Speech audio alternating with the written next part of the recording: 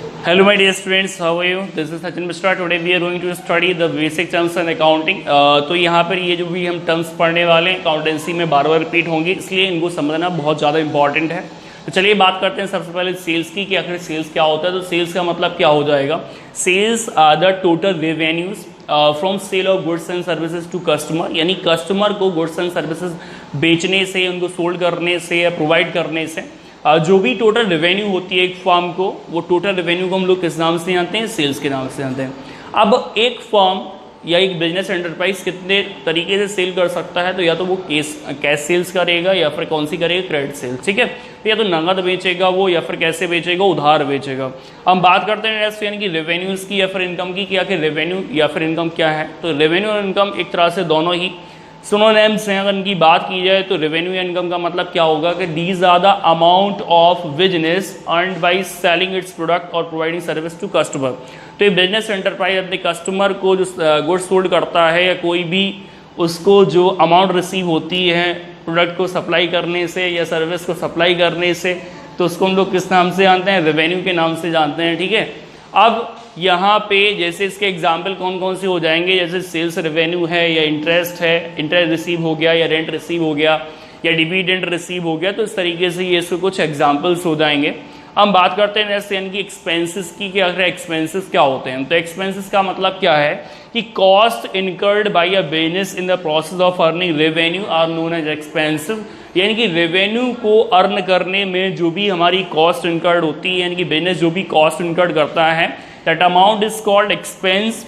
और एक्सपेंस के कई सारे एग्जाम्पल ले सकते हैं। जैसे बिजनेस चलाना है तो आपने जैसे ऑफिस अगर किराए पे लिया, फैक्ट्री किराए पे ली तो उसका रेंट देना पड़ेगा। मैन्युफैक्चरिंग एक्सपेंसेस हो सकते हैं, सैलरी वेजेस एम्प्लॉइज को देनी पड़ सकती है, डेप्रिसिएशन हो सकता है। तो ये कई सारे एक्सपेंसेस के एग्जाम्पल हो जाएंगे, ठीक है। फ्रेट है, कार्टेज है, एक्सेट्रा। अब बात करते हैं हम लोग एक्सपेंडिचर की, कि आखिर एक्सपेंडिचर क्या होते हैं। तो एक्सपेंडिचर का मतलब क्या हो गया कि expenditure is the amount spend, जो अमाउंट स्पेंड की गई है, और liability incurred for acquiring asset या गुड्स या सर्विसेज, ठीक है। तो एक्सपेंडिचर आके कितने टाइप के होते हैं? 3 टाइप के, capital expenditure, revenue expenditure and deferred revenue expenditure. तो सबसे पहले बात करते हैं हम लोग कैपिटल एक्सपेंडिचर की। कैपिटल एक्सपेंडिचर क्या होते हैं? तो capital expenditure are the expenditure which are incurred for acquiring fixed asset. तो किसी फिक्स्ड एसेट को एक्वायर करने में जो अमाउंट स्पेंड की जा रही है उसको हम किस नाम से जानते हैं? एक्सपेंडिचर के नाम से। वो टेंजिबल फिक्स्ड एसेट भी हो सकती है, इंटेंजिबल भी हो सकती है, जैसे land and building, plant and machinery, motor vehicle, ठीक है। इंटेंजिबल जैसे कोई लाइसेंस है, फ्रेंचाइजी है, गुडविल है, पेटेंट है, कॉपीराइट है, ट्रेडमार्क है। तो इनको एक्वायर करने में जो भी आप अमाउंट स्पेंड करोगे वो अमाउंट किस नाम से जानेंगे हम लोग? कैपिटल एक्सपेंस के नाम से जानेंगे, ठीक है। And the benefit of capital expenditure जो भी होता है वो हमें मोर देन 1 अकाउंटिंग पीरियड मिलता है। तो 1 साल से ज़्यादा हमें इसका बेनिफिट मिलता है, ठीक है। और इसलिए जो कैपिटल एक्सपेंडिचर होते हैं उनको हम लोग बैलेंस शीट में शो करते हैं। जब फाइनेंशियल स्टेटमेंट बनाते हैं सोल प्रोफिट फर्म के, तो उसमें बैलेंस शीट में शो करते हैं एसेट्स में।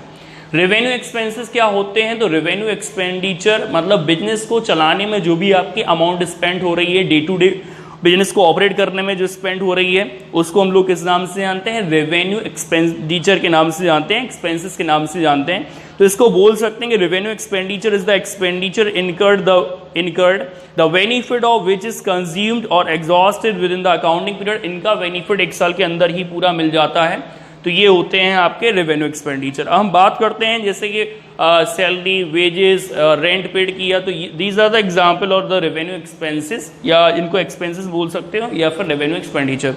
आगे बात करते हैं डेफर्ड रेवेन्यू एक्सपेंडिचर। तो डेफर्ड रेवेन्यू एक्सपेंडिचर की अमाउंट बड़ी होती है, लेकिन ये रेवेन्यू नेचर के होते हैं, इसलिए इनका कुछ पोर्शन हम लोग रिटर्न ऑफ करते हैं और कुछ पोर्शन हम लोग जो अनरिटर्न ऑफ, जो मतलब बचता है पोर्शन, वो बैलेंस शीट में दिखाते हैं, ठीक है।